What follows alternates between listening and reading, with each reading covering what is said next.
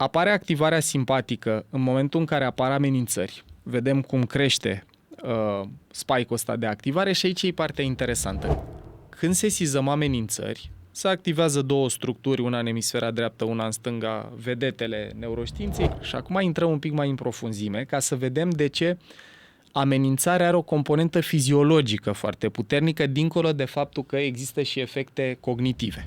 Există un circuit cerebral implicat în mod direct în tenacitate și voință, motivație și voință. Ăsta se numește cortex cingular median anterior. În engleză îi zice AMCC, Anterior Mid Cingulate Cortex. De ce e util, care-i povestea cu el? Și aici, dragilor, aveți două grafice cu cum e viața fără exercițiu fizic, cum e viața cu exercițiu fizic în termen de încărcare mentală. Și dacă vă uitați pe ecran, puteți să vedeți cum exercițiu fizic, deci nu trebuie să modifice condițiile de viață, numai practicarea exercițiului fizic reduce încărcarea mentală cam cu 1/3.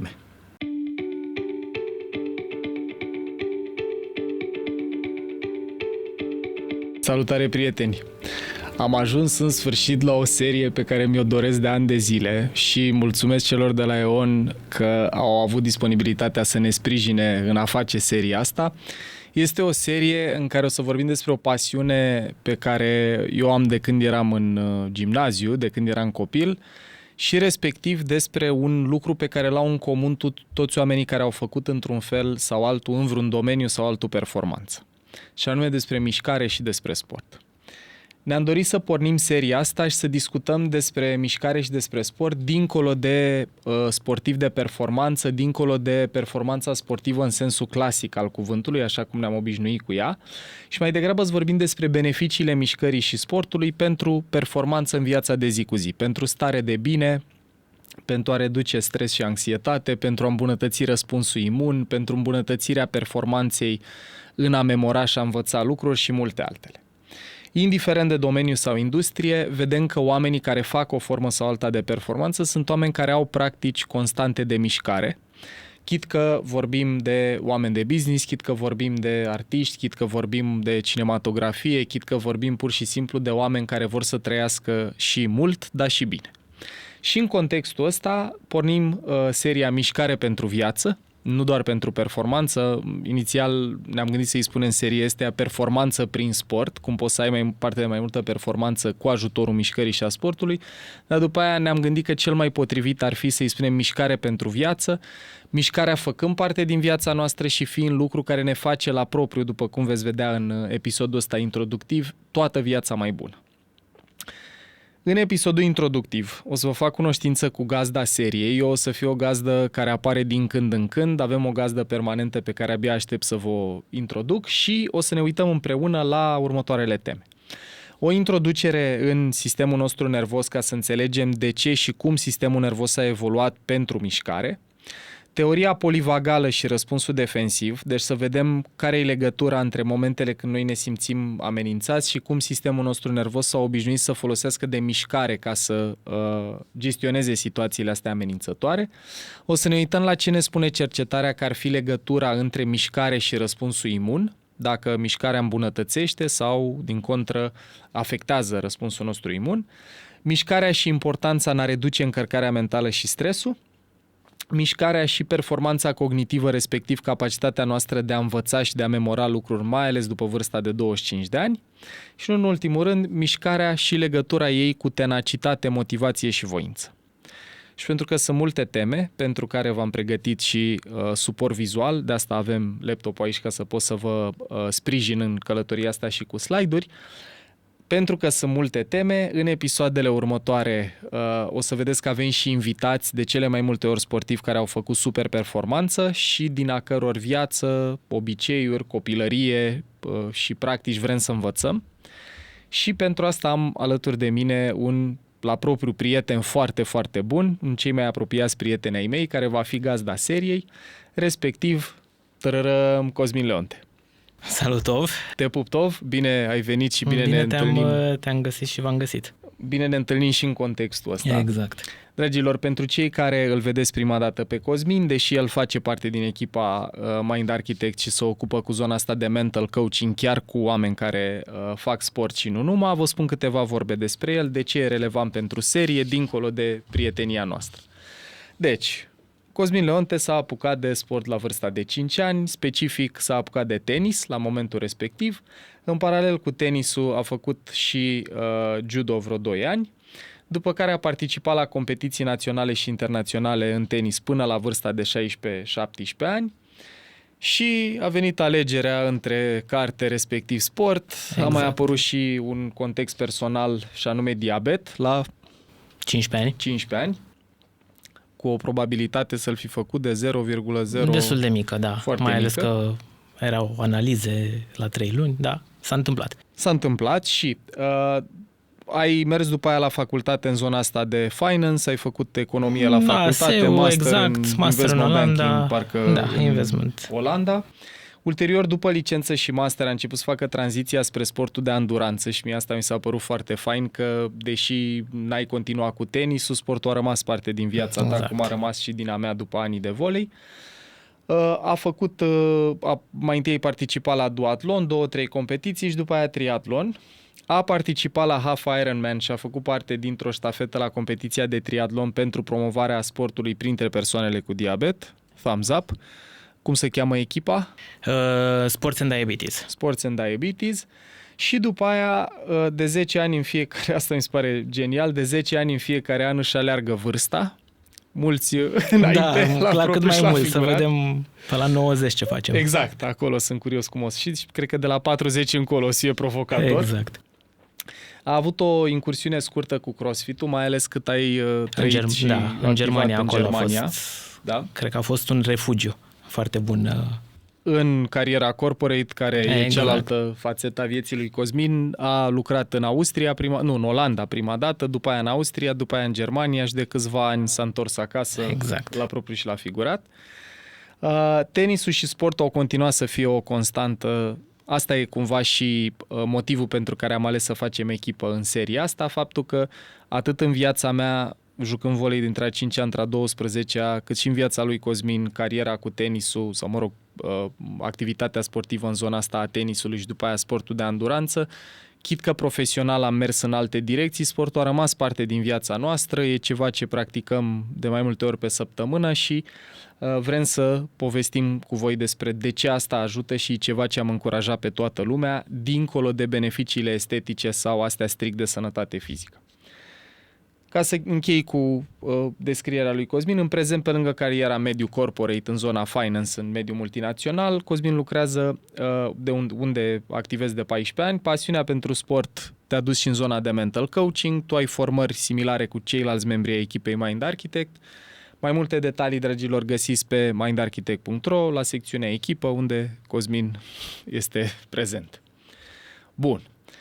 Asta e seria. Mișcare pentru viață. Ăsta e un episod introductiv în care noi o să vă povestim despre beneficiile astea listate de mine, mișcare în relație cu răspuns imunitar, cu reducere stres și cu multe altele, urmând ca, odată cu episodul 2, să începem să avem conversații cu oameni care au făcut performanță sportivă, nu neapărat pentru a le modela performanța în sport, ci pentru a lua practici, obiceiuri, idei din viața lor, din munca lor, din felul în care ei trăiesc și felul în care sportul i-a format pentru viața de zi cu zi. Hai să începem cu începutul totuși. De ce nu ne explici un pic legătura între sistemul nervos, mișcare și cum a plecat totul și cum se leagă ele? Păi, aici cel mai util, cred eu, că este să ne uităm la un slide pe care Vlad, cu bunăvoința lui, o să-l aveți pe ecran. E un slide care se uită la arhitectura sistemului nervos și vedem așa. Primul lucru important de zis e că sistemul nostru nervos a evoluat, sunt multe teorii în sensul ăsta, că a evoluat în și pentru mișcare. Noi avem sistemul nervos central, pe care îl vedem și în slide, e compus din creier plus măduva din șira spinării, și sistemul nervos periferic, adică nervii și ganglionii care sunt distribuiți în tot corpul. După care, sistemul nervos periferic are două brațe, sistemul nervos autonom și sistemul nervos somatic, care fiecare are câte 2 subdiviziuni, le vorbim încet pe fiecare dintre ele, că sunt importante. De asta am preferat să și ilustrăm vizual, că e mai ușor de priceput. Sistemul nervos autonom e, dacă vrem, acest turometru intern care crește sau scade turația, crește agitația interioară sau o scade, în funcție de ce ne incită sau ce ne amenință. Okay. Ramura simpatică e ramura care produce stimulare, unde ne crește pulsul, crește tensiunea musculară, crește glicemia, crește rata respirației. Ramura parasimpatică are efectul diametral opus, e frâna care reduce pulsul, reduce tensiunea musculară și tot așa. Și acum ajungem la partea motrică direct. Există sistemul nervos somatic care comunică cu organele de simț și cu mușchii noștri voluntari, cei pe care îi putem contracta voluntar, și aici cele 2 subdiviziuni sunt sistemul nervos senzorial care captează input senzorial, vedere, auz, simț tactil, miros și așa mai departe, și sistemul nervos motor, care ne pune în mișcare. Deci dacă ne uităm la arhitectura sistemului nostru nervos, vedem că sistemul nervos central, care e centru de comandă, creierul, interacționează cu sistemul nervos periferic, care e distribuit în tot corpul, ca să facă ce? Să ne ajute să ne mișcăm mai bine în spațiu pentru a obține nevoile noastre de bază. Nevoile de bază, am povestit noi și în alte episoade, sunt astea legate de siguranță, statut, da gene mai departe și autosuficiență. Și dacă ne legăm puțin de piramida nevoilor, una din ele, ai spus, este nevoia de siguranță. Da. Cum anume reacționăm noi când avem un stimul de pericol, poate? Bun. E excelent să o legăm și de componenta asta de pericol. Aici introduc ideea de teorie polivagală. Asta e o teorie pe care a propus-o un cercetător numit Stephen Porges. Avem aici o ilustrare a teoriei esteia. În esență, sistemul nostru nervos autonom, de care am vorbit, cu ramura simpatică și ramura parasimpatică, există un nerv numit nervul vag, care e al 10-lea nerv cranian, dacă mi-aduc eu bine aminte, care e principalul fel în care comunică creierul cu inima. Așa e cumva definit mai puțin științific nervul ăsta vag. E ca o autostradă, communication highway between the brain and the heart. Când este activat nervul vag, noi intrăm în activare parasimpatică, frână, aia care duce la relaxare. Când trăim lucruri care ne amenință sau stimulează, și aici o să aveți o exemplificare, dragilor, a lucrului ăstuia, noi intrăm din activare parasimpatică, care e asta cu albastru din slide pe care o să o vedeți, capătul ventral al nervului vag, care produce activarea parasimpatică dezirabilă, în care noi, când suntem în spațiul ăla, suntem într-un spațiu de prezență, relaxare, conectare. Am folosit poze cu pisici ca să fie ilustrativ. Și aici vedem, când suntem în spațiul ăla, suntem într-un spațiu de bună relaționare, de prezență, ne putem folosi toate funcțiile cerebrale. Suntem într-un mediu sigur, relativ. Într-un mediu sigur și într-o stare mentală bună, performanță cognitivă disponibilă, life is good. Apare activarea simpatică în momentul în care apar amenințări. Vedem cum crește spike-ul ăsta de activare și aici e partea interesantă, că preț de sute de milioane de ani, la amenințări, mamiferele și nu numai reacționau ori cu luptă, ori cu fugă, și o să vedem că mai e un ultim tip de răspuns și anume îngheț. Dar hai să ne uităm un pic la luptă-fugă. Deci, pentru toate mamiferele, inclusiv pentru noi, fără să mergem la training, fără să fim educați în sensul ăsta, când apar amenințări, sistemul nostru nervos, mai ales componenta asta parasimpatică, componenta periferică cu ramurile simpatic-parasimpatic, dă drumul la turația interioară, crește nivelul de activare și ne pregătește pentru unul din 2 lucruri. Ori confruntarea amenințării, care e mai degrabă răspunsul de tip luptă. Acolo, în slide, o să vedeți că sunt și niște emoții asociate. Când apare activare simpatică, apar de la emoții de-astea de tip iritare și frustrare, care sunt potențial și bune. Okay. Pentru că pot, de exemplu, să trăiesc o provocare profesională sau să învăț pentru un examen, să nu-mi iasă ceva și să încep să simt frustrare și iritare. Stările astea de frustrare, iritare și până la mânie, respectiv furie, duc la răspunsuri de confruntare. Răspunsul de confruntare înseamnă că fizic mă duc către sursa amenințării. Dacă vorbim, de exemplu, de un mamifer care intră în răspunsul de luptă, poate să atace fizic sursa amenințării. dar răspunsul de confruntare poate să fie și unul care nu presupune neapărat luptă, ci aud ceva într-un loc al apartamentului, nu știu ce e acolo și răspunsul ăsta de tip fight poate să mă facă să mă duc să văd ce e acolo. Sau aplicat este dacă sunt singur în casă sau cu cineva în casă și am auzit un zgomot, am opțiunea să iau telefonul, să sun la poliție, să spunem, sau să mă duc să verific. Da, sau să îngheți, sau să pleci din exact. casă. Da, în toate cazurile ce vreau să le subliniem celor care ne privesc e că apare o componentă motrică. Deci la luptă, confruntare, la fugă unde apar emoțiile din registrul ăsta, îngrijorare, preocupare, anxietate, frică până la panică, apare un răspuns de îndepărtare. Și iată, deci cum la orice amenințare preț de sute de milioane de ani, noi răspundeam mișcându-ne corpul. Ori cu luptă, ori cu fugă. Acum, pe teoria polivagală a lui Stephen Porges apare și ultima etapă. Dacă după ce am intrat în răspunsul de luptă sau fugă, n-a reușit să facem amenințarea să dispară, e în continuare prezentă, da? Deci nici confruntarea n-a ajutat, nici evitarea, sau sunt într-o situație în care nu pot să lupt sau să fug, apare ultima stare de activare, care e tot un tip de activare parasimpatică, care e înghețul. Vorbim de căprioara între faruri, poza asta cu pisici aici e ilustrativă, o să o vadă oamenii care ne privesc.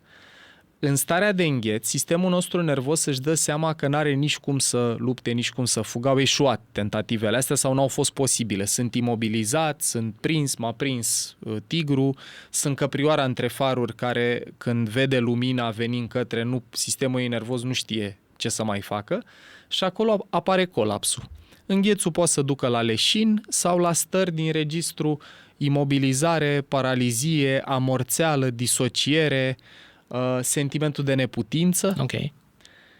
Asta ne arată că sistemul nervos e într-o asemenea stare de activare, e atât de turat, încât singura variantă de calmare, de a reveni într-o stare de normalitate, e să tragem frâna de mână, metaforic vorbind. Și starea asta de activare de tip îngheț, care e tot un tip de activare parasimpatică, dar nervul ăsta vag are două capete. Capătul ventral, care e cel care are legătură cu conexiunea socială, capătul bun. Da. Capătul bun. Și capătul dorsal, care se mai numește în literatură și dam vagus, sau capătul prostovan, capătul tălâmb, e și mult mai primitiv, capătul ăsta dorsal, care duce la răspunsul de tip colaps îngheț. Vedem când în șoricel e prins de pisică, pare mort, chit că nu l-a omorât. Și în starea aia de amorțeală, paralizie, pisica de obicei nu-i face nimic și la un moment dat fuge. Șoarecele fuge, intră iar în activare simpatică, scade din amenințare, intră în activare simpatică și fuge. Câteodată reușește să evadeze, câteodată nu. Care e legătura? Deci, practic, ori de câte ori noi suntem amenințați, corpul nostru mobilizează un întreg răspuns defensiv, unde mai am ceva de zis, de natură să ne mișcăm. Uh-huh. Ori luptă, ori fugă, dacă astea eșuează, ajungem la îngheț. Un alt lucru foarte interesant și important de arătat aici, și iar îi mulțumim lui Vlad că ne ajută cu suprapunerea slide-ului, e și componenta cerebrală. Ne uităm acum un pic la ce se întâmplă și în creier. Când sesizăm amenințări, se activează două structuri, una în emisfera dreaptă, una în stânga, vedetele neuroștiinței, și anume amigdalele, despre care am vorbit de nenumărate ori în podcast și nu numai, care mai mobilizează o regiune care se numește hipotalamus, care se ocupă cu controlul endocrin. Monitorizează homeostazia, cumva, și dacă ieșim din starea de echilibru, modifică și comandă tot felul de eliberări de neurochimicale ca să ne readucă ulterior într-o stare de homeostazie. Amigdalele plus hipotalamusul duc la un răspuns destul de amplu. Pe de o parte e o componentă hormonală unde se eliberează cortizol și adrenalină, care sunt chimicale care produc agitație interioară, sunt principalii noștri hormoni de stres, și pe de altă parte se produce activarea în ramura aia simpatică din sistemul nervos autonom și crește turația. Mixul între aceste două componente, componenta nervoasă plus componenta hormonală, pregătesc organismul pentru fight or flight. Ce ați văzut, dragilor, și în slide-ul anterior, în imaginea anterioară. Și acum intrăm un pic mai în profunzime ca să vedem de ce amenințarea are o componentă fiziologică foarte puternică, dincolo de faptul că există și efecte cognitive. Efectele cognitive când ne simțim amenințați sunt că nu mai putem să ne concentrăm, nu mai putem să gândim foarte elaborat, avem și pierderi de memorie explicită, uităm lucruri conștient, până la multe alte efecte. Îți scade empatia, îți scade autocontrolul și o grămadă de alte funcții care cer cortex prefrontal, cer călăreț. La amenințări, când se activează amigdalele, pleacă sângele și oxigenul și activarea electrică din cortexul prefrontal. Manifestările fiziologice, și aici e foarte interesant, este că în momentul în care ne simțim amenințați, crește pulsul, crește tensiunea. Dacă astea cresc pe termen scurt, e super, că te ajută să lupți sau fugi. Dacă cresc pe termen mediu-lung, nu mai e fun, nu mai e bine, pentru că acolo începem să avem probleme cardiovasculare, putem să fim mai predispuși la AVC și așa mai departe. Crește glicemia, în care tu ești expert. De ce crește glicemia? Ca să avem energie să luptăm sau să fugim. Avem nevoie de zahăr, de resurse pentru asta. Și dacă e crescută pe termen scurt, iară nu e o problemă dacă amenințarea e acută. Dar dacă creșterea asta e pe termen mediu-lung, poate să apară diabetul pe fond nervos, ce a făcut taică-miu. Și ce se mai întâmplă în corp este crește fluxul de sânge către mușchi, de aia ne și înroșim. De multe ori când ne simțim amenințați putem să vedem că apare roșață pe piept, pe mâini, pe față. Respectiv, crește tensiunea musculară. Dacă e crescută pe termen scurt, iar e super, dar dacă e pe termen mediu-lung, rămâi înțepenit cu spatele, cu diferite junghiuri sau contracturi musculare. Și, dragilor, pică imunitatea și digestia. De ce pică? Pentru că în momentul în care sistemul nervos crede că are o amenințare fizică, e util să oprească sisteme care consumă multă energie.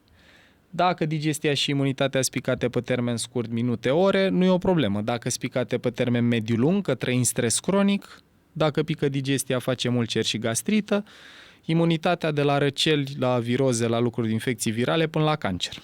Da. Deci cam așa arată călătoria între amenințări, motricitate și impactul în corp, impactul fiziologic. Înainte să te întreb un pic de imunitate, că ai atins aici un punct bun, ai zis pe la început că există o autostradă aplicat, da, la noi. Putem să antrenăm acea autostradă? Da, sunt multe pârghii în sensul ăsta. Aici eu nu sunt un expert în teoria polivagală sau nu pot să spun că e tema pe care o stăpânesc cel mai bine, dar sunt cursuri care vorbesc despre cum poți să antrenezi acest nerv vag, să lubrifiezi felul în care el funcționează, să fie de la zumzăit. Un mijloc de a face asta, din ce am mai citit, este efectiv humming, să facem și genul ăsta de zumzăit are tendința să activeze nervul vag. Aici aș recomanda din România e și formarea în experiențiere somatică a lui Peter Levine, în care vorbim mult despre zona asta, și o persoană care lucrează aplicat pe zona asta și ne e și prietenă e Andreea Teodor, care are cursuri despre practici somatice care asta fac. Te ajută să-ți activezi ramura parasimpatică din sistemul nervos autonom și să intri în starea aia de relaxare. De ce antrenabil? Despre ce vreau eu tot să vorbim cel mai mult este despre, mai încolo nițel, care sunt beneficiile mișcării în a face lucrul ăsta, dar ce vreau să fie clar pentru cei care ne privesc până una alta, e ideea asta că, practic, mișcarea, când te miști, faci ceva pentru care organismul nostru a evoluat sute de milioane de ani să facă la amenințări. Și uite, vreau să dau niște exemple până mergem la asta cu răspunsul imunitar. Oricare dintre noi, când trăim stres sau amenințare, începem să simțim agitație interioară. Eu am văzut asta la mine, de pildă, pot să încep să fac așa din picior. Să bățâin din picior. Sau ai de purtat o conversație dificilă la telefon, că e în cuplu sau că e la birou, mulți dintre noi simțim nevoia să luăm telefonul și să plecăm cu el până în casă, să ne mișcăm. Sau vedem oameni care stau calmi într-o ședință la birou sau ceva și la un moment dat încep să bâție din picioare sau încep să facă așa din mâini sau încep să joace cu un pix. Apare agitația interioară care ne arată, negru pe alb, că la amenințări sistemul nostru nervos ce caută să facă e să miște. Și atunci asta e o idee foarte importantă acum noi setăm cadru, deci corpul nostru a evoluat pentru mișcare și în mișcare. Când ne simțim amenințați, mișcarea e cam primul spațiu unde caută sistemul nostru nervos să intre. Și acum o să povestim în continuare niște practici, niște lucruri care pot să ajute în sensul ăsta, inclusiv discuția despre răspuns imun. Da, exact. Hai să ne spui un pic mai mult despre partea asta de imunitate și aici o să spun și o poveste la un moment dat de cum alergam în frig și ulterior sistemul meu imunitar a fost cât mai bun atunci. Păi, uite, chiar putem să vorbim despre ideea asta și anume, eu în momentul în care am început să studiez zona asta legată de stres, care e o temă foarte prezentă și activă așa și pentru mine, dar și cu companiile cu care lucrăm, sunt multe persoane și multe organizații preocupate de, cum pot să gestionez stresul mai bine. Și am căutat ce spun meta-analizele. Meta-analizele sunt studii care se uită la descoperirile altor studii și caută firul roșu și concluzia e așa, că stresul acut, aici o să ne pună Vlad un slide, o să-l vedeți imediat pe ecran, dragilor, stresul acut, care e definit drept stres care se întâmplă în intervale restrânse de timp și care urmează de principiu parametrii temporale ai răspunsului de luptă-fugă, adică apare amenințarea, ori confrunt, ori evit, trece amenințarea. Stresul acut în cercetarea, în meta-analiza descoperită și în sursele pe care le găsiți și în subsolul episodului, e definit drept stres care durează ore până la câteva zile, 1, 3, 4 zile. Stresul acut îmbunătățește răspunsul imunitar. Asta ne arată cercetarea, că dacă trăim provocare pe termen scurt, cum e de pildă și ce descrii tu cu a alerga în frig, ăla e stres acut pentru organism și sporește răspunsul imun. De pildă, numărul de celule NK, care sunt membrii ai sistemului imunitar natural, înnăscut, crește dramatic timp de 30-60 de minute după stres acut și după aia arată o scădere mai susținută în fluxul de sânge periferic. Deci, dacă ne supunem organismul la provocări restrânse în timp și care de principiu urmează parametrii ăștia, ori confruntare, ori fugă, evitare, apare o îmbunătățire a răspunsului imunitar. Dacă vrei să povestești și cum... Da, uite, foarte interesant. Eu când eram în Austria, pentru faptul că nu aveam foarte mult timp la dispoziție, alergam dimineața. Adică la 5 jumate dimineața ieșeam pe ușă, inclusiv iarna. Și în perioada aia de vreo 3 ani de zile alergam, normal, alergam îmbrăcat și așa mai departe, dar n-am răcit. Iar când am făcut mutarea în Germania, datorită volumului de muncă, interesant a fost că n-am mai făcut atât de mult sport. Bine, și nutriție a avut un pic de suferit, însă imediat am început să mă îmbolnăvesc mai des.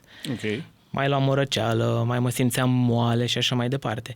Ulterior, când am reînceput să fac sportul și inclusiv în frig, că, bine, erau sezoanele, am observat iarăși că același lucru, imunitatea mi-a crescut. Sau nu mai răceam atât de des.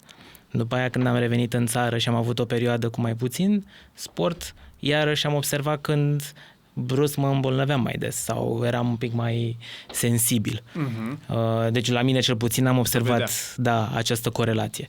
Eu ce am mai testat pe propria piele și având în minte cercetarea asta e faptul că când simt că mă încearcă o răceală sau ceva de felul ăsta, am testat să văd dacă fac efort cardio intens. Efortul cardio, fie că alerg, fie că uite, și fasting-ul, care nu e efort cardio, dar e o formă de stres acut pentru organism, să nu consum calorii, să apară senzația de foame.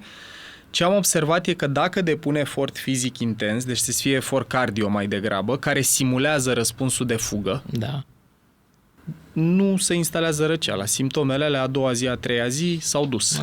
La fel, e foarte multă cercetare care arată că în momentul în care începe să se instaleze o infecție, o gripă, o ceva, restricțiile calorice ajută tot pe filiera asta a stresului acut să combatem lucrul respectiv. Deci, ce vreau să vă luați, dragilor, este că mișcarea, mai ales mișcarea care respectă parametrii ăștia de tip luptă-fugă, nu e la fel de multă cercetare, de pildă, despre yoga sau despre practici de mișcare, pilate sau lucruri de felul ăsta, unde chit că e mișcare și ajută la tonifiere musculară, la ars calorii, la elasticitate, la echilibru, la diferite lucruri, nu e genul ăsta de mișcare care simulează luptă sau fugă, adică răspunsul natural al organismului. Dar la astea care simulează luptă-fugă, bicicleta, alergare, o să și vorbim mai încolo despre ierarhia sporturilor pentru a reduce încărcare mentală, negru pe alb ajută foarte tare atât la a crește răspunsul imun, deci e folositor pentru sănătate, cât și la a reduce încărcarea mentală. Apropo de asta, de încărcarea asta mentală, hai să vorbim puțin despre mișcare, relația între mișcare, stres, anxietate, depresie. Aici e mult de zis și o să folosim și niște cercetări pe care le punem pe ecran, dar zic o idee destul de simplă. Faptul că sistemul nostru nervos are arhitectura asta care cum simte amenințare, cum mobilizează activarea ramurii ăleia simpatice, crește turația, ne pregătim pentru mișcare, ne cam arată că în momentul în care trăim amenințări, dacă vrem să reducem încărcarea mentală sau stresul, e bine să ne mișcăm. De la exemplu cu telefonul unde simțim să-l luăm și să plecăm în cameră, la poate am avut vreodată conflicte puternice ori la locul de muncă, ori în cuplu, unde după conflict simți nevoia să pleci, unii oameni simt nevoia să bușească, trântească, care e răspunsul de tip luptă, alți oameni simt nevoia să plece din cameră. Poate, da, am văzut și în filme, poate am și trăit-o. Deci vedem că biologia noastră trage la așa ceva. Acum, e o cercetare pe care vă arăt aici, eu am văzut-o prezentată de Sarah McKay, care e o doamnă neurocercetător din Australia, care vorbește despre rolul mișcării în a reduce încărcarea mentală. Și aici, dragilor, aveți două grafice. Mulțumim, Vlad. Unul cu cum e viața fără exercițiu fizic, cum e viața cu exercițiu fizic în termen de încărcare mentală. Și dacă vă uitați pe ecran, puteți să vedeți cum exercițiu fizic, deci nu trebuie să modifice condițiile de viață, numai practicarea exercițiului fizic reduce încărcarea mentală cam cu o treime. Și acum avem o ierarhie a formelor de mișcare după beneficiu pentru a reduce încărcarea mentală, reducerea încărcării sau presiunii psihice în funcție de tipul de exercițiu. Înainte de asta, deci ca să sumarizez așa, dacă eu după o zi încărcată de muncă sau o zi încărcată personal, dacă la finalul zilei mă apuc și fac un pic de sport, plimbare, alergat, ideal, să simulez un pic de pericol, cu atât mai bine. Tu pericolul ai deja în sistemul nervos. Dacă ai zi încărcată, stresantă, tu ai deja cortizol și adrenalină în tine, mai ales cortizol, că adrenalina, efectul ei e mai degrabă pe termen scurt, ca atunci când latră un câine într-o curte și apare startle-ul, apare sentimentul ăla de tresărire și simți energie în tot corpul. Cortizolul rămâne perioade mai lungi în sistemul nervos și îți dă sentimentul ăla de anxietate sau de agitație interioară după ce a trecut amenințarea. Deci poți să stai la film seara pe canapea sau în brațe cu partenerul de viață și să simți agitație fizică, parcă nu poți să adormi, să te relaxezi, sau mentală.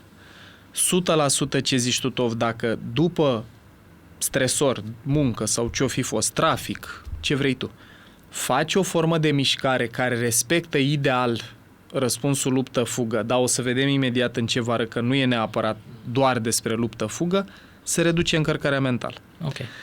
Și acum hai să le vedem și reluăm după aia ideea. Deci, pe locul întâi, vedem dacă iese lui Vlad animația. Pe locul întâi, că aici e cu animație, sunt sporturi de echipă. Și aici logica e foarte mișto. Deci, fotbal, basket, handbal, chestii de astea, volei, ajută în două chei. Odată ajută pentru că vorbim despre luptă-fugă, deci alergi la basket, la fotbal, la handbal, la volei, e o formă de mișcare care simulează ori luptă, ori fugă. Și doi, e componenta de apartenență la grup. De asta sunt cele mai benefice, pentru că pentru orice mamifer, și noi suntem până una alta, până nu evoluează AI-ul încă în categoria asta, două lucruri contau. Să poți să te miști și să aparții unui trib sau grup. Dacă erai zebră și te vâna leu și puteai să te miști și erai în grup, era o probabilitate destul de mică să mori fix tu. Din toate zebrele scădeau șansele să mori tocmai tu. Dacă erai zebră singură și puteai să te miști, creșteau șansele să mori, nu erau maxime, dar creșteau. Dacă erai în grup, dar erai imobilizată, iar creșteau șansele să mori. Deci, să poți să te miști și să aparții unei turme, cete, grup, echipe, e foarte liniștitor și relaxant pentru sistemul nostru nervos. Asta reduce încărcarea mentală cam cu 25%. Pe locul 2, cu dedicație pentru Vlad, și vom avea, dragilor, episoade și cu cicliști de performanță, avem ciclism. Sunt curios dacă fie Cosmin, fie Vlad în spatele camerei au vreo intuiție de ce ciclismul este a doua cea mai benefică formă de a reduce încărcarea mentală. Pentru că fugi de... Da, respectiv că înaintezi în spațiu cu foarte mare viteză, mai mare viteză decât poți să alergi sau să mergi. Și în momentul în care înaintăm în spațiu, sistemul nervos are sentimentul că lasă amenințarea în spate. Și aici mai construiesc un pic pe ideea asta, că o să vedem, continuăm. Pe locul 3, sala aerobic, care simulează mai degrabă luptă, împing, trag, trântez, lovesc, ridic. Alergare, jogging pe locul 4, cam cu 20%. Și vedem că ciclismul e mai benefic pentru că are componenta asta de viteză mai mare. Și mai e o chestie interesantă legată de mișcarea ochilor. Mișcare recreațională din astea, badminton, tot intens, cardio, dar lucruri care sunt badminton, paddle, poate lucruri de felul ăsta. Tot social într-un fel. Da, aici problema e că nu știm foarte clar, asta e cercetarea, dar nu știm precis ce au clasificat ei la fiecare formă de mișcare, că mai e una, o să vedeți la final, neclasificate. Dar era un studiu parcă legat de tenis, Da. că e unul dintre, adică dacă vrei să ai o viață cât mai lungă, tenisul este unul din sporturile care te ajută. Două lucruri diferite. Una e care sunt sporturile care ajută cel mai mult. Corect, pentru sănătate, da. Unde poate e așa, nu știu, putem să not, probabil că e și la sus. Ce vă prezint eu aici e despre reducerea încărcării mentale. E despre reducerea stresului. Mai vedem. Avem pe locul, 8, mersul pe jos, guys. Și la mers vreau să subliniez un pic ideea asta. Mersul pe jos reduce încărcarea mentală cu un 17-18%. Și nu-ți cere nimic. Nu trebuie să ai abonament la sală, echipament special, nimic. Deci, pentru toți cei care ne privesc, că sunteți, dragilor, profesioniști sau studenți sau elevi sau părinți cu copii, dacă după un moment stresant care a produs agitația interioară, activarea simpatică, cortizol, adrenalină și așa mai departe, ieșim la o plimbare în parc sau încercăm să mergem pe jos de la locul de muncă până acasă, preferabil nu pe cele 40 de grade câte sunt acum în București când înregistrăm noi, dar nu. Ideal. Pur și simplu a merge pe jos reduce încărcarea mentală cu aproximativ o cincime, care e o mare șmecherie, să te duci acasă cu 20% mai puțin turat și încărcat numai pentru că ai mers pe jos, e un mare beneficiu. Și inclusiv mai sunt aici date cum că și munca casnică, să faci chestii fizic în casă, să speli vase, să duci gunoiul, reduce cam cu 10-12% încărcarea mentală, housework-ul. Acum, mai vreau să zic o idee legată de ce mersul și ciclismul și astea cumva sporturile în care înaintezi în spațiu reduc încărcarea mentală. Andrew Huberman a explicat mecanismul neuroștiințific, dar în psihoterapie se știa asta de ceva timp, și anume că mișcarea oculară stânga-dreapta, scanatul ăsta periferic al mediului, zoom in pe ochii mei, noi când înaintăm în spațiu avem tendința să scanăm periferic mediul, de la stânga la dreapta, dreapta-stânga, pe măsură ce înaintăm. E cumva firesc când mergi să faci asta. Ce au descoperit este că genul ăsta de mișcarea ochilor stânga-dreapta, dreapta-stânga reduce activarea din amigdale, adică din structurile alea cerebrale care mobilizează răspunsul defensiv, eliberarea de adrenalină și tot așa. În terapie e o școală de terapie care se numește EMDR, Eye Movement Desensitization and Reprocessing, sau așa ceva de la asta vine, EMDR, da, care asta face. E despre în timpul sesiunii de terapie, a avea balerea asta a ochilor stânga-dreapta, dreapta-stânga, lucru care pare, înainte să știm mecanismul neuro, putea să pară și prostia asta. Și acum știm că, cum o chema? Doamna terapeut care a inventat metoda Jane Shapiro, sau nu mai știu precis numele ei pe din afară, s-a prins că și ea resimțea mai multă presiune când se plimba și se deplasa în spațiu, dar pentru că nu putea să iasă la terapie, la plimbare cu pacienții, a încercat să reproducă din activitatea de a înainta în spațiu, de a te plimba în spațiu, mișcarea asta a ochilor. Huberman, care e profesor de neurobiologie și oftalmologie, explică mecanismul din spate, că mișcarea laterală a ochilor, stânga-dreapta, dreapta-stânga, scanatul ăsta periferic, reduce activarea din amigdale, deci reduce nivelul de stres. Acum, mi se pare foarte valoroasă ideea asta, o să intrăm imediat și în câte minute și de câte ori pe zi ar fi bine să facem mișcare pentru a reduce încărcarea mentală. Uite, da, noi trăim într-o țară în care părinții se plâng, și nu numai în România, dar pun focus aici că de asta ne pasă cel mai mult. Copiii nu se mai pot concentra, că sunt, nu știu, anxioși și depresivi și mai sunt și alte cauze pe care le vorbim. Dar noi suntem în țara în care avem o oră de sport pe săptămână la care de obicei facem matematică sau fizică sau... Sau se chiulește. Aia e treaba. Și ce ne arată cercetarea negru pe alb este că dacă am face mai multă mișcare, mai ales mișcare care simulează luptă-fugă sau înaintat în spațiu, am avea copii mult mai stabili emoțional, mai puțin încărcați, mai puțin stresați și părinți la fel. Și slide-urile pe care le-ați văzut până acum, dragilor, pe ecran, sunt parte din masterclass-ul ăsta de neurobiologie a stresului pe care echipa Mind Architect îl ține. Îl aveți și în Online Academy dacă vreți să parcurgeți tot.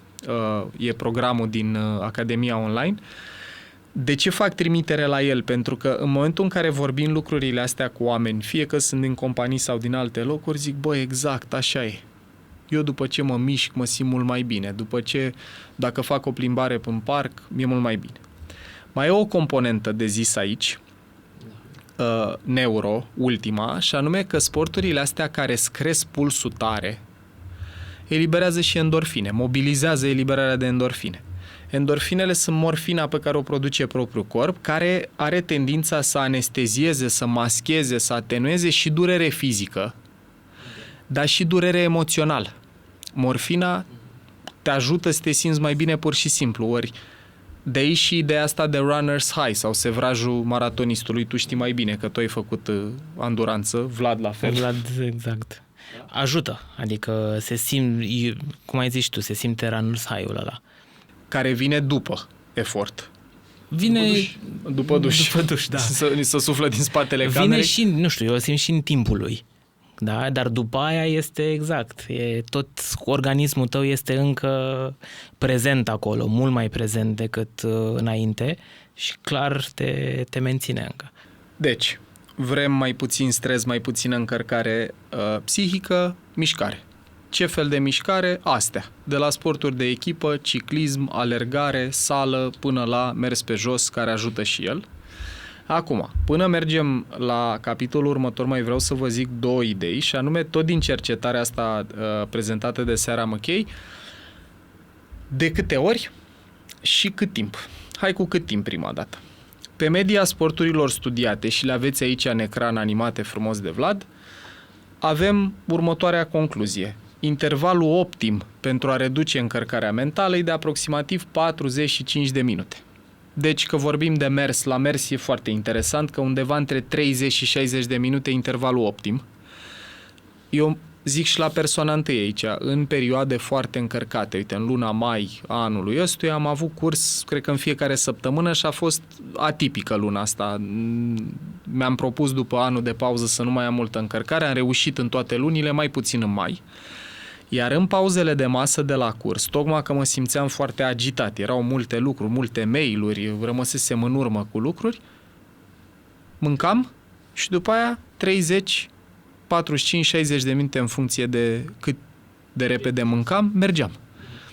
Mă duceam până în parcul Bordei sau parcul Floreasca, că am avut cursuri în zona aia Floreasca, Barbu Văcărescu, băi, altă viață.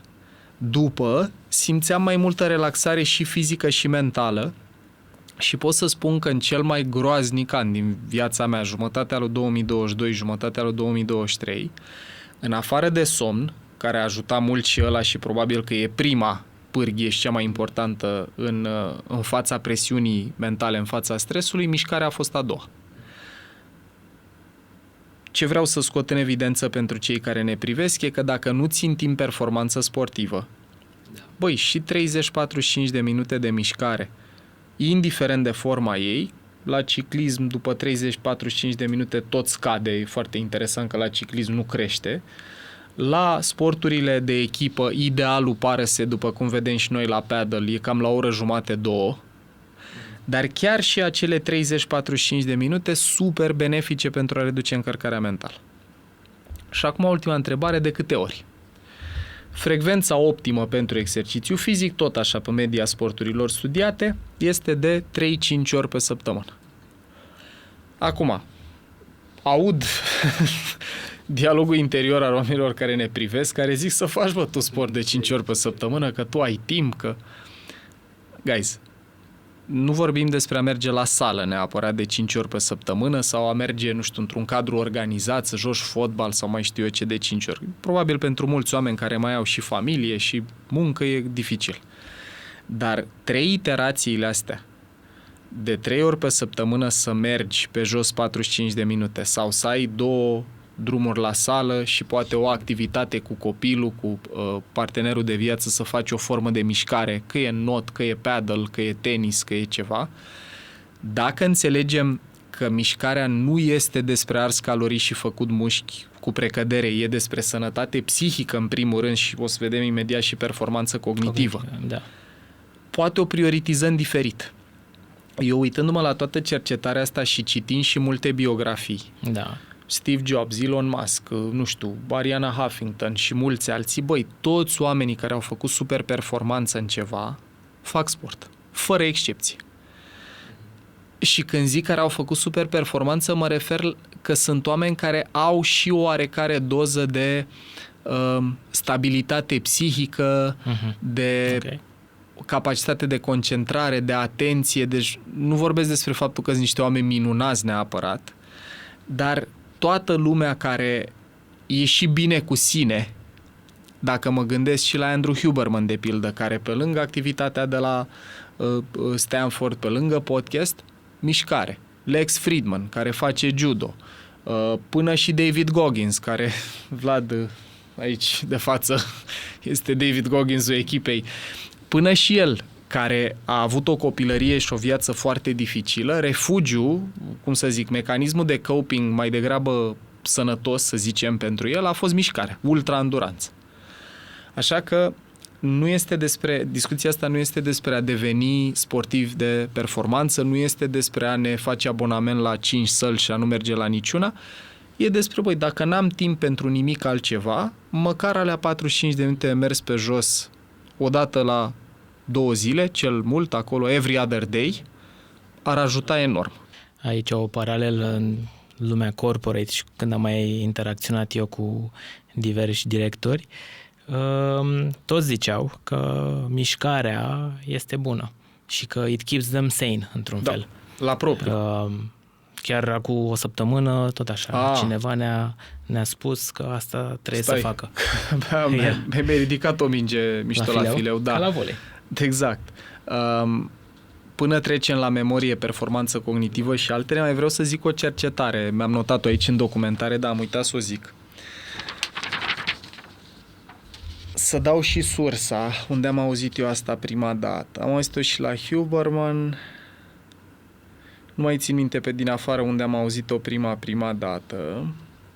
Dar cred că dacă căutați Movement and Antidepressive Studies, mișcare și antidepresive, ideea e așa. Au făcut o cercetare oamenii de știință în care au avut au avut un grup de oameni care suferau depresie clinică, diagnosticată clinic, și major depression. Și au avut 2 scheme de tratament plus un grup de control, să vedem ce se întâmplă dacă nu faci nimic. Unii luau medicamente antidepresive care scresc în mod artificial nivelul de serotonină, așa numitele SSRIs, Selective Serotonin Reuptake Inhibitors, deci care pur și simplu cresc nivelul de serotonină disponibil în creier, serotonina fiind neurochimicalul care îți dă stări de calm, liniște, așezare, prezență, sațietate. și un grup care făcea mișcare de, cred că 5 ori pe săptămână, timp de o lună. 45 de minute, ori 5 iterații, timp de o lună. După o lună, în care unii au primit medicamente și unii au făcut sport fără să primească medicamente, nivelul de reducere al simptomelor la grupurile astea două era identic. Nu că a funcționat și una și alta și ambele au produs rezultate, deci mișcarea de 5 ori pe săptămână, 45 de minute, era la fel de benefică în a contracara depresie clinică. Da. La fel de puternică ca medicamentele, cu marea diferență că de la medicamente dezvolți dependență, dacă iei medicamente antidepresive, după aia și reducerea dozei e un proces, pe când la mișcare există și multe alte beneficii care țin de sănătate cardiovasculară, de estetică, de stimă de sine. Dependent de mișcare. Doamne ajută!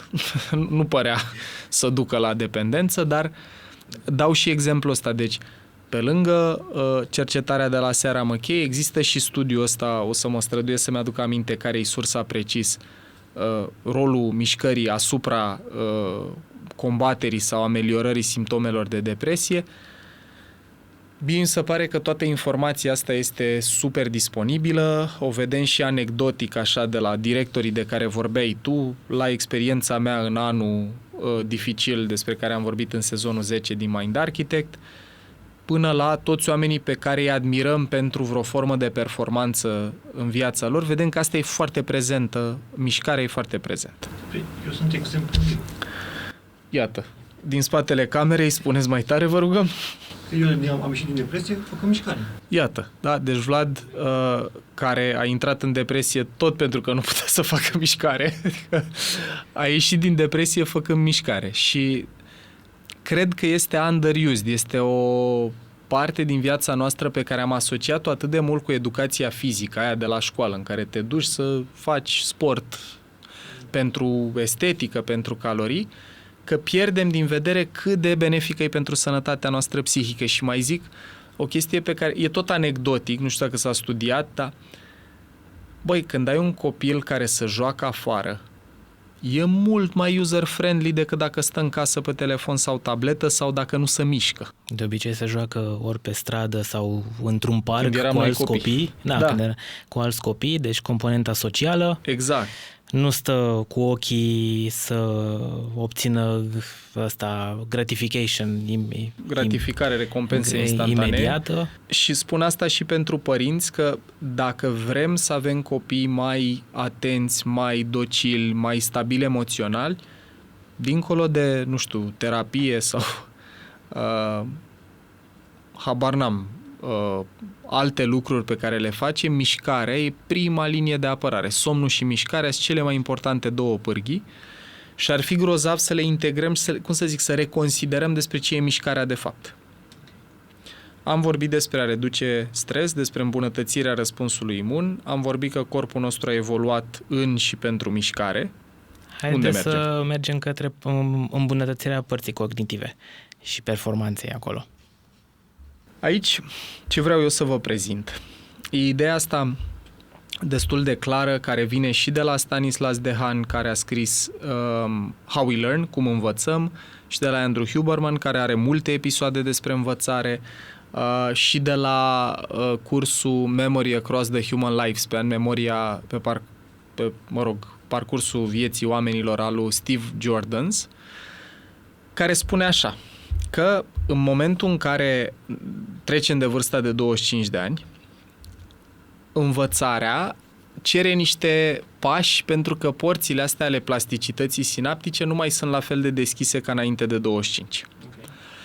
Dacă înainte de 25 pur și simplu a te expune la experiențe îți modifică sistemul nervos, plasticitate foarte ridicată, după 25 e nevoie de 3 pași pe care i-am pus pe ecran, vorbind despre preactivare, deschiderea porților plasticității, și aici o să vedem că mișcarea e foarte importantă, învățarea online sau exersarea, practica deliberată, și învățarea offline, care presupune de principiu somn, consolidarea memoriei, care are loc cu precădere când dormi. Și aici ce e util și de ce se leagă mult de mișcare și de ideea de sport e că pentru a apărea portalul sau contextul neurochimic pentru învățare vorbim și de performanță după, dar pentru învățare, e nevoie să se elibereze 3 neurochimicale. E nevoie să se elibereze dopamină care îți dă motivație să depui efort pentru ceva ce găsești important. Îți trebuie adrenalină care îți dă energie sau excitement, energie brută, și e nevoie de acetilcolină, care e un neurochimical implicat puternic în focus, care se mobilizează când îți focalizezi atenția pe ceva. Deci, focus, incitație, motivație, adică acetilcolină, adrenalină, dopamină. Huberman are și ideea asta foarte mișto, că ne putem uita la mixul ăsta de 3 neurochimicale care au o săgeată, unde vârful săgeții e acetilcolina, focusul, baza săgeții este, dacă mi-aduc eu bine aminte, cum îi spune, adrenalina, și propellerul, elicea, partea de la final cumva care mișcă săgeata înainte, e dopamina. Deci, motivație, energie, focus. Și acum, care e legătură cu mișcarea? Momentul în care noi facem mișcare, iar revin la cardio, deci mișcare care crește pulsul puternic, se eliberează și adrenalină, crește nivelul de activare simpatică, ramura aia numită accelerația din sistemul nervos autonom, și principalul neurochimical din ramura simpatică e adrenalină. Și ce mai arată cercetarea, și avem un masterclass despre Brain Basics, introducere în fundamente neuroștiințifice, unde ne uităm la neurochimicale, îl găsiți în Online Academy, dragilor, pe mindarchitect.ro, este că în momentul în care faci mișcare, în funcție și de cât de mult îți place tipul ăla de mișcare, nivelul de dopamină se dublează după mișcare. După mișcare, ok. Deci, faci o formă de sport preferabil care îți place și îți crește nivelul de dopamină în stare fazică. Starea fazică e în spike, e nu starea de bază, ci starea de după în formă de activitate, se dublează cu 200%. Și iată cum mișcarea contribuie la cel puțin 2 din 3 neurochimicale necesare pentru învățare. Crește și nivelul de energie, crește și nivelul de motivație. Acum, mai avem tot la capitolul preactivare, deci ce e important să întâmple ca un sistem nervos adult să învețe, mai sunt niște chestii care tot motricitate presupun. Ce ne mai arată cercetarea, citesc din episodul lui Huberman despre joacă, episodul 58, The Power of Play, în care spune așa că joaca duce la producția de BDNF. BDNF-ul ăsta vine de la Brain Derived Neurotrophic Factor, factor neurotrofic derivat din creier, așa s-ar traduce, care participă la memorie și învățare. BDNF-ul ăsta lubrifiază hipocampul, o să vorbim mai mult despre el, și hipocampul e structura cerebrală care se ocupă cu encodarea amintirilor conștiente. După aia, joaca ajută semnificativ și la a simula diferite scenarii din viață într-un mediu cu miză controlată. De ce e importantă chestia asta? Pentru că dincolo de beneficiile neurochimice, crește nivelul de adrenalină, crește nivelul de dopamină, mișcarea în context de joacă, cum e pentru copii, dar și pentru adulți, ne permite să simulăm aspecte din viața reală. Colaborare, încredere, împinsul limitelor, experiment și așa mai departe, care antrenează abilități sociale foarte valoroase într-un mediu cu miză controlată. Adică noi când ne jucam, nu știu, când eram copii și ne jucam rațele și vânătorii sau alte jocuri care cereau și mișcare, făceam strategii, testam limitele coechipierilor, vedeam cum e să îți asumi un obiectiv prea ambițios, nu știu, te jucai rațele și vânătorii și, sau ăsta cum era, țară vrem ostași. Așa, clar și, făceam strategii. Și puteai să înveți și despre eșec, puteai să înveți o grămadă de lucruri benefice. Joaca presupune mișcare. Deci iar ajungem la subiectul nostru. Și foarte interesant este că ce arată cercetarea e că porțile astea ale plasticității rămân deschise niște ore după ce a avut loc activitatea motrică. Că vorbim de joacă, că vorbim de mișcare, nivelul de adrenalină și dopamină mai rămân ridicate niște ore după ce am făcut activitatea aia fizică. Și mai e un aspect interesant, că dacă vrei să memorezi ceva mai bine, e bine să-ți crești nivelul de adrenalină imediat după ce ai învățat lucrul respectiv. Sunt studii făcute inclusiv cu oameni care memorau, învățau pentru un examen ceva și făceau imediat după aia duș rece. Dușurile reci îți cresc foarte tare nivelul de adrenalină și cu 250% nivelul de dopamină. Și ce au observat e că oamenii care aveau practica asta imediat după ce au învățat, după ce vreau să memoreze ceva, retenția era mult mai puternică și are logică. Că sistemul nostru nervos, dacă îi cresc catacoleminele, neurochimicalele astea ale agitației după ce ai învățat ceva, zice ok, înseamnă că lucrul ăsta pe care tocmai l-am trăit sau am încercat să-l învăț e important dacă a avut loc spike-ul ăsta după, nu înainte. Atenție! Deci trebuie să memorez mai bine lucrul ăsta. Așa am găsit și eu. Apropo, și dacă învățăm pentru un examen, pentru BAC, pentru capacitate, poate pe lângă orele alea de meditație sau ce mai fac copiii tineri în contextul ăla, e util și să ai o practică de mișcare. Am învățat 2 ore, mă duc să alerg un pic după, sau am învățat 2 ore, mă duc la sală, sau am învățat 2 ore, merg în parc. Ceea ce ar însemna totuși un balance între cele. Ca să nu mai vorbim, cum ziceam, și că reduce încărcarea mentală, adică reduce stresul. Câteodată poți să o dai în bară la un examen, nu pentru că n-ai învățat, ci pentru că ești hiperactivat, ești prea stresat și uiți. Intri în distres, ce am vorbit mai devreme. Răspunsul defensiv care slăbește performanța cognitivă dacă stresul e prea mare. Acum ajungem și la yoga și la forme de mișcare care presupun activarea sistemului ăsta vestibular, adică de echilibru. Ce arată cercetarea este că formele inedite de mișcare, astea cumva care presupun mișcări noi, echilibru, posturi la yoga, nu știu, balans, să mergi în parc, balans, să stai, să încerci să stai, știi că sunt corzile alea sau frânghiile alea pe care oamenii încerc să-și țină echilibru, când nu-ți iese, se creează cocktailul ăsta neurochimic cu adrenalină, acetilcolină, focus, poate și dopamină când îți iese, dar ce arată cercetarea e că starea de plasticitate amplificată rămâne deschisă câteva ore după ce ai încercat să faci exerciții de echilibru, mai ales dacă nu-ți ies posturile, mișcările. Deci e important să greșești ca să apară cocktailul neurochimic necesar. Și mai am de zis o ultimă idee la partea asta de performanță cognitivă, memorie, învățare, deci de ce mișcarea e bună pentru astea.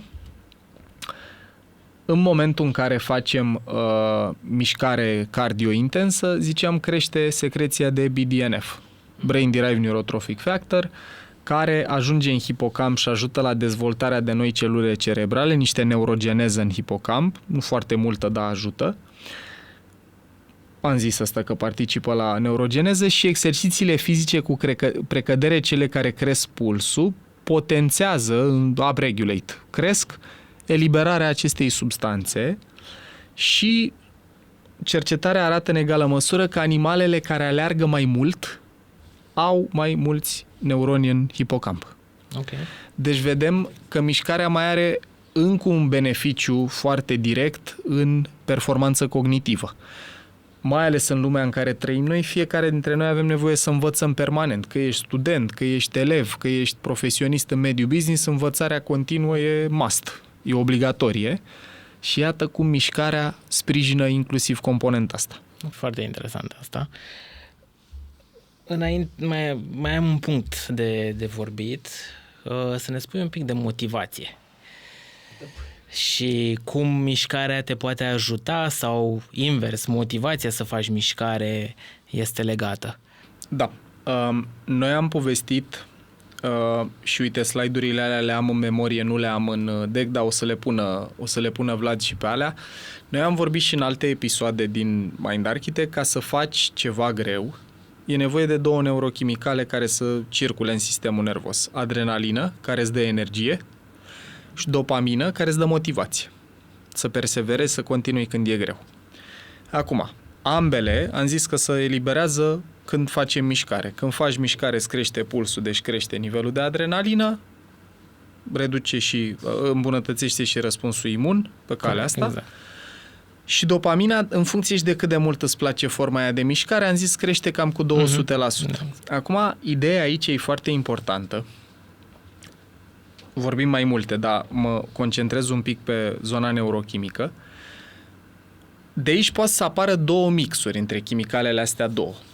Dacă nivelul de adrenalină e prea ridicat, pentru că cu fiecare pas pe care noi îl facem către a persevera către ceva greu, când depui efort susținut către ceva greu, tot crește nivelul de adrenalină, de agitație interioară.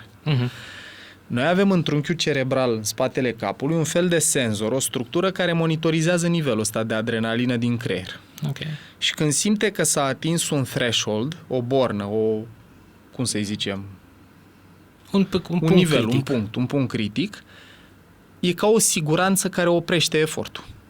Dacă ai văzut, de exemplu, oameni care merg la sală și ridică greutăți, da, și la un moment dat le tremură mâinile, e prea mult efort și trântesc greutatea. Efectiv îi dau drumul. S-a atins threshold-ul, s-a atins punctul critic. Sau un leu care vânează un mistreț, să zicem, sau o zebră și aleargă după animalul pe care îl prădează și dacă nu îl prinde într-un interval de timp și de distanță, se oprește. Cum știe leul să se oprească? Să atinge threshold-ul, punctul critic în trunchiul cerebral și sistemului nervos îi zice, e prea mult efort, oprește-te. Asta e varianta unde când depunem efort crește agitația interioară până la capitulare. Dacă poți să-ți antrenezi mintea, asta e o chestie care ține și de mindset. Și la sportivii de performanță cu care vom vorbi, probabil că vom auzi mărturii în sensul ăsta. Să-ți iei satisfacție din progres, nu doar din rezultatul final. Ce înseamnă satisfacție neurochimică? Înseamnă dopamină. Adică dacă eu pot să-mi antrenez creierul să elibereze dopamină și pe măsură ce înaintez către obiectivul meu, să iau nu știu ce notă la finalul anului, să am media nu știu care, sau să mă placă să cuceresc o persoană pe care o găsesc atrăgătoare pentru o relație de cuplu, sau să economisez nu știu ce sumă, sau să investez nu știu ce sumă, sau să îmi îmbunătățesc performanța profesională. Dacă poți să antrenezi mintea să-și ia satisfacție din progres, raportul ăsta neurochimic e că e multă dopamină, că pe mine mă bucură fiecare kilometru pe care îl alerg către vârsta ta curentă, exact, cum faci tu, și nu te oprești. Când e multă dopamină, niște adrenalină, perpetuum mobile, îți rămâne activă motivația și energia să perseverezi. Când e multă adrenalină, puțină dopamină, capitulezi. E prea multă agitație, e prea greu, te lași. E ca atunci când consideri după o zi grea la birou să te duci și la sală. Și dacă a fost foarte obositor, n-ai redus încărcarea mentală, n-ai făcut plimbarea, n-ai făcut ceva să-ți reduci încărcarea mentală, numai când te gândești că mai trebuie să conduci până la sală, să te schimbi, e prea mult, capitulezi. Deci odată, pentru motivație, avem neurochimicalele astea două pe care mișcarea plus mindset-ul le mobilizează. Okay. Mișcarea le mobilizează pe ambele, dar dacă pot în contextul mișcării să-mi antrenez mintea să-și ia satisfacție când fac exerciții la sală, când alerg, când biciclez, când înnot, am progresat, am pace-ul mai bun, am ritmul mai bun, am greutate mai mare care pot să fac, am tu să fac mai multe repetiții, am tu să le fac mai corect, îți antrenezi mintea pentru ceva ce e util și în restul vieții. Și anume satisfacția din progres, nu doar din rezultatul final. Aici poate ne împărtășești și tu din sportul de anduranță cum e, că bănuiesc că acolo chiar e despre a-ți antrena mintea să se bucure și când avansezi, nu numai când ajungi la 41 de kilometri sau cât e. Încă n-am ajuns la 41, să spunem, cu vârsta, dar în principiu da, într-un fel mă bucur de ce se întâmplă acolo. De exemplu, nu știu, alerg și e foarte cald și chiar dacă am pace-ul poate mai încet decât înainte, îmi iau satisfacția, da, asta e că condițiile au fost diferite față de altă dată și mă bucur de rezultatul ăsta astfel încât să mai pun încă 1 kilometru, după care tot așa, asta e că încă te simți bine, după aia, păi da, dacă ai făcut, nu știu, am stat la birou foarte mult și, nu știu, în ultima lună, să spunem, am antrenat un pic mai puțin, atunci îmi iau cumva energie din faptul, păi da, stai că, uite, ai ajuns la 30 de kilometri, să spunem, dar tu în ultima lună nu ai alergat peste 20 constant, ai alergat în jur de 10 și atunci îmi găsesc cumva satisfacție și bucuria. În progres, da. În evoluție. Exact, ca să mai pun încă 1 kilometru sau ca să văd ceva bun din tot exercițiul ăsta. Ești de acord, Vlad? Mi s-a suflat exact, în cască, da. Vlad, pe lângă faptul că e dublu campion național la ciclism, a pedalat sute de kilometri, unde chestia asta, capitulatul e foarte valabil, că acolo depui extraordinar de mult efort, deci e multă adrenalină și trebuie să faci cumva să iei motivație și satisfacție din faptul că progresezi, că până la kilometru, cât era, 100, 300, nu. e cale lungă. Cel mai mult am pedalat 500, da? Cel mai... Fără pauză? N-ai cum. cu o oră jumate pauză. Cel mai mult a pedalat 500 cu o oră jumate pauză. Deci o să avem un episod și cu Vlad. În 24 de ore. Promitem, în 24 de ore. Și o să vorbim mai multe acolo. Îl facem pe bicicletă episod. Am putea. N-avem nicio șansă noi de dacă facem bicicletă. Dragilor, la întrebarea cu motivația, mai vreau să aduc în discuție un element de cercetare. Tot de la Huberman, de la care vin multe citate în episodul ăsta, că e și foarte preocupat de sport la rândul lui, aflăm că există un circuit neural, există un circuit cerebral implicat în mod direct în tenacitate și voință, motivație și voință. Ăsta se numește cortex cingular median anterior. În engleză îi zice AMCC, Anterior Mid Cingulate Cortex. De ce e util? Care-i povestea cu el? E o structură care primește input și transmite input către o grămadă de regiuni cerebrale și sistem imunitar, sistem endocrin, rețele și regiuni cerebrale, deci input-output e foarte interconectată cu toate componentele astea și care se activează în momentul în care cineva o va face în mod absolut, deci când își propune să facă ceva și să ține de lucrul ăla indiferent de circumstanțe, cum e pedalatul ăla de 500 de kilometri în 24 de ore, în egală măsură aceeași regiune se activează și când un om se abține în mod absolut de la ceva, să nu mănânc zahăr, să nu consum carbohidrat seara, să nu țip la copil, să nu știu. Deci când amână gratificarea sau când evită să facă ceva. Regiunea asta care am povestit este interconectată, o să ne arate și Vlad pe ecran, cu sistem nervos autonom, sistem imunitar, sistem endocrin, rețeaua de recompensă care mobilizează dopamină, cu cortexul prefrontal care participă la context și strategie și tot așa. Poate fi activată, e mult de vorbit despre ea, să intru un pic în beneficii, dar înainte zic așa, că este în legătură directă cu toate zonele astea, primește și transmite input de la ele. Cercetarea ne mai arată așa, că e un hub care trimite și primește informații către mai multe zone ale creierului și generează în noi un sentiment că vom fi, astea sunt traduse din engleză, forward center of mass, înclinați înainte. Când e activată regiunea asta, ai un sentiment din ăsta de putere, potență, hotărâre, determinare, dacă vrem, și că vom rezista sau vom face ceva indiferent de circumstanțe. Și acum ajungem la partea cea mai interesantă. Următoarele date provin de la oameni, dar sunt susținute și de cercetări făcute pe alte animale. Într-o varietate de studii aveți sursele sus. Și vedem așa, că structura asta se activează cu precădere în timpul sarcinilor dificile versus ușoare. Adică în momentul în care te provoci, când faci ceva greu. Nu l-a plimbat în parc. La crossfit, la pedalat 500 de kilometri, la alergat. Sigur, calibra la nivelul omului. Pentru mine, de exemplu, poate să activeze regiunea asta dacă trebuie să alerg 10 kilometri. Eu alergând 3, în mod normal, într-o sesiune. Dar, deci, dificile versus ușoare. Activează AMCC-ul. După aia, persoanele care nu au reușit să slăbească greutatea dorită în diferite, ca urmare a recomandărilor din motive medicale, precum și persoanele obeze, au un nivel scăzut de activare în regiunea asta. De ce vorbim de pierdut în greutate sau slăbit? Pentru că aia cere voință. Dacă ești obez sau dacă ești supraponderal și vrei să slăbești, fie că alegi să o faci, fie că îți recomandă doctorul, cere voință. Și se pare că oamenii care n-au reușit aveau niveluri reduse de activare în regiunea asta și o să vorbim la final și aici cum poți să-l activezi. La oamenii supraponderali care încercă să slăbească, cred că ulterior vine și din calibrarea așteptărilor lor. Că exact. Dacă ei se duc, nu știu, la medic, le dă un plan nutrițional, un obiectiv, se duc la un antrenor și după aia ei văd acolo că, nu știu, își propun ei că ar vrea 1 kilogram pe săptămână, which might be a lot, și nu s-a întâmplat și se întâmplă, nu știu, numai un 0,5 timp de 3 săptămâni. Nu văd perspectiva aia de ansamblu, știi, Da, de și ce vorbeam mai view. devreme. E ce vorbeam mai devreme, că poate să-ți crească nivelul de adrenalină, de agitație interioară atât de mult, încât să capitulezi, să ai sentimentul de pun atâta efort pentru prea puțin rezultat, mă las. Da, depun, aoleu, hai să văd cifra aia pe cântar, n-am văzut-o.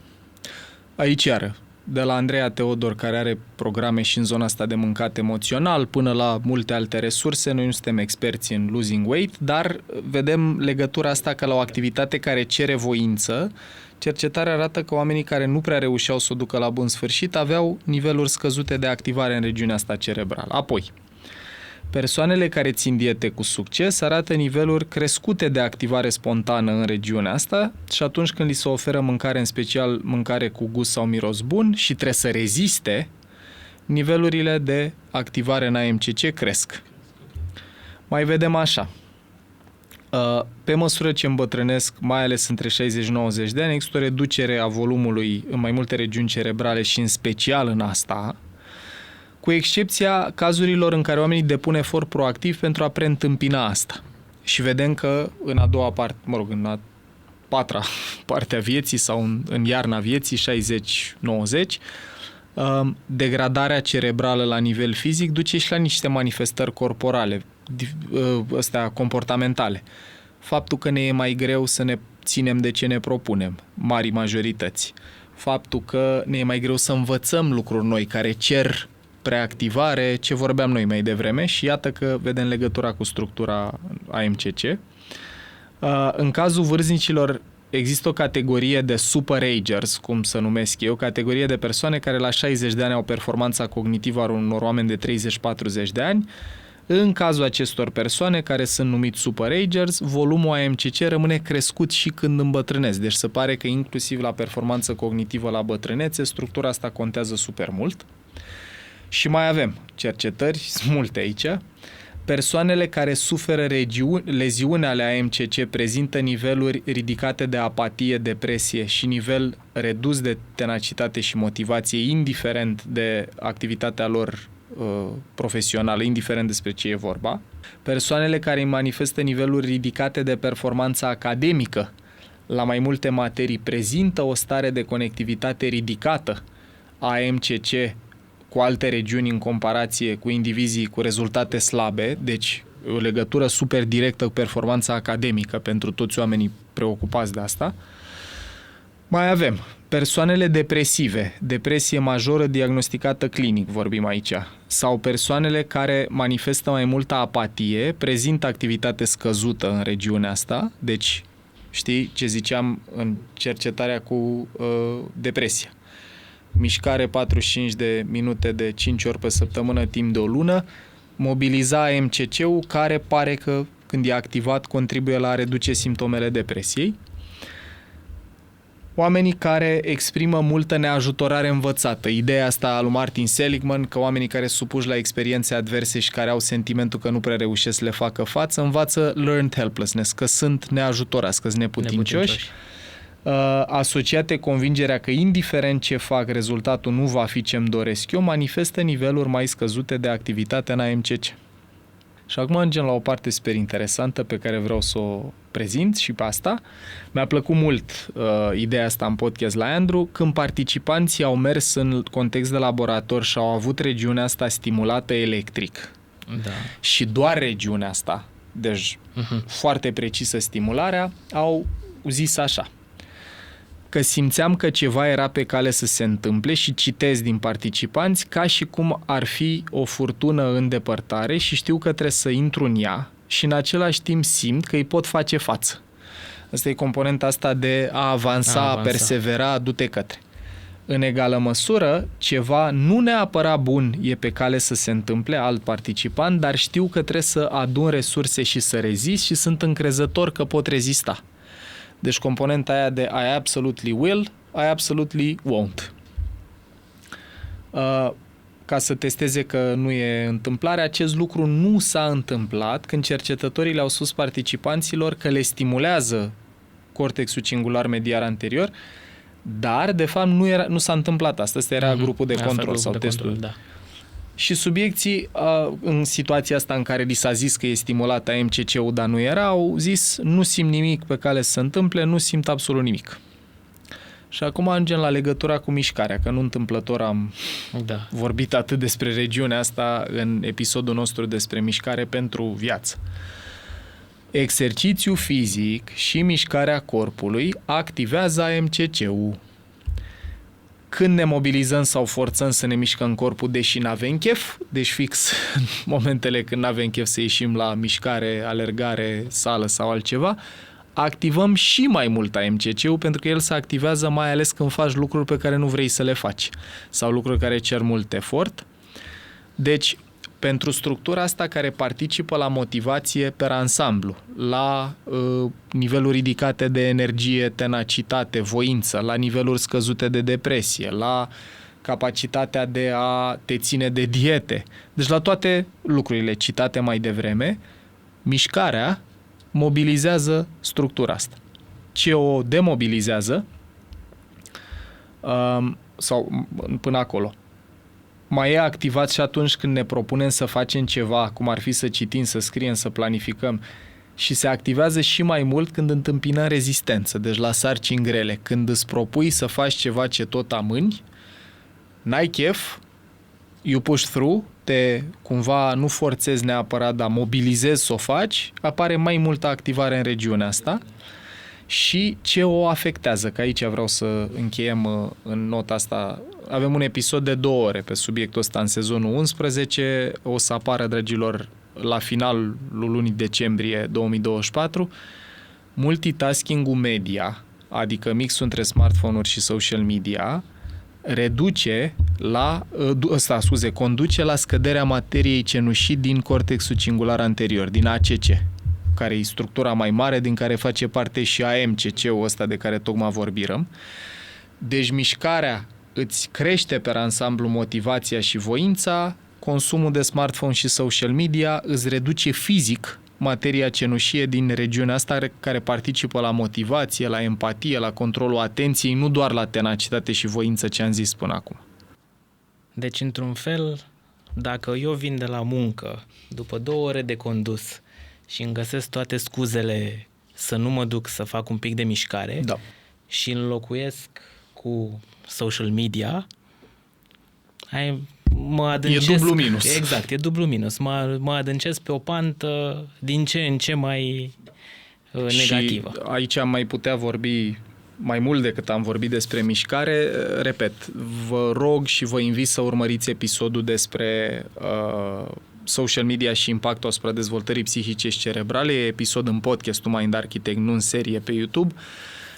Apare în decembrie 2024, e un munte de argumente acolo pentru de ce mixul între smartphone și social media e super problematic și a condus la cea mai depresivă și anxioasă generație din istoria omenirii, cu date, nu cu păreri. Dar, în contextul episodului și seriei noastre Mișcare pentru viață, dragilor, astea sunt toate argumentele pentru de ce mișcarea e despre mult mai mult decât ars calorii, tonifiere musculară, sănătate fizică. Am zis, mișcarea alături de somn e una din cele mai importante și benefice practici pe care le putem avea pentru viața noastră în general. Sedentarismul, care e definit drept a merge sub 5.000 de pași pe zi, tata e fix aici, e clasificat în America drept boală. Ăsta e din episodul doctoriței Gabrielle Lyon cu Andrew Huberman la el în podcast. Ea vorbește despre chestia asta. Mișcarea e felul în care îmbunătățim răspuns imunitar, memorie, performanță cognitivă, motivație, tenacitate și felul în care reducem pe măsurate la nivelul de stres și de încărcare mentală, anxietate, depresie. Și într-o lume în care nu prea mai avem nevoie să ne mișcăm ca să supraviețuim, pentru că hrana, adăpostul și așa mai departe sunt mai degrabă disponibile, și date fiind toate beneficiile astea ale mișcării, e nevoie de efort activ în a o face parte din viața noastră, că acolo e toată beleaua. Nouă nu o să ne vină să ne mișcăm când nu mai suntem obligați să ne mișcăm, și asta e ce vedem în jur. Exact. Știi? Cu acestea fiind spuse, să facem niște mișcare, dacă exact, tot am hai să stat ne atât mișcăm pe jos. puțin. Dragilor, unde mă uit, Vlad? Acolo?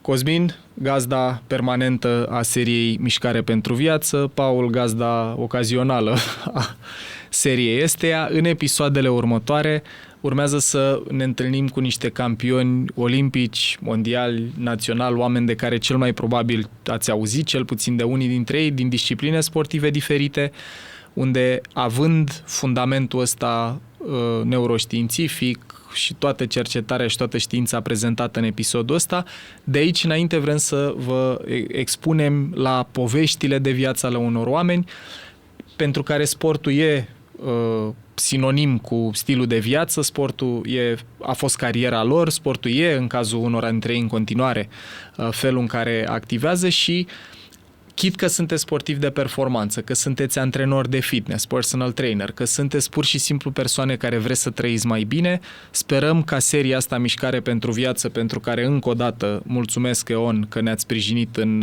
a o face, o să vă ajute să facem din mișcare stil de viață, nu ceva excepțional, și sper pe calea asta să vedem toate aspectele discutate în episodul ăsta îmbunătățite pentru fiecare dintre noi, fie bărbați, fie femei, fie tineri, fie adulți, fie singuri, fie în relații. Sportul e bun pentru toată lumea.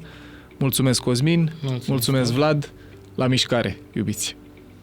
Acesta este un material gratuit prin care echipa Mind Architect contribuie la dezvoltarea personală și la cunoașterea de sine fundamentate în știință. Dacă vrei să aprofundezi subiectul pe care tocmai l-ai ascultat, devină și tu membru Mind Architect Premium, unde ai acces la peste 130 de materiale audio-video, rezumate infografice și recomandări de resurse. În plus, și poate cel mai important, întâlnirile MA Live, unde poți intra în direct cu echipa noastră pe teme care te interesează. Și acces la grupul de Facebook privat, unde ținem aproape de comunitatea abonaților. Iar dacă vrei să înveți în ritmul tău, te așteptăm pe mindarchitect.ro în secțiunea Online Academy, unde te așteaptă cursuri certificate, cu informație clar organizată, cu suport vizual excelent, teste și studii de caz. Poți asculta în continuare gratuit episoadele de podcast Mind Architect pe rețelele de podcasting precum Spotify, Apple Podcasts, YouTube și pe mindarchitect.ro. Iar dacă ți-a plăcut acest episod și crezi că i-ar face viața mai bună cuiva cunoscut, ne-am bucurat tare să ne ajuți cu un share.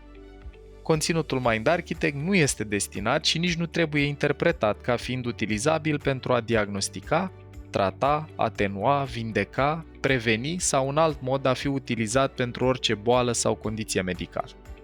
Nu reprezintă substitut pentru consultație psihologică sau pentru muncă terapeutică.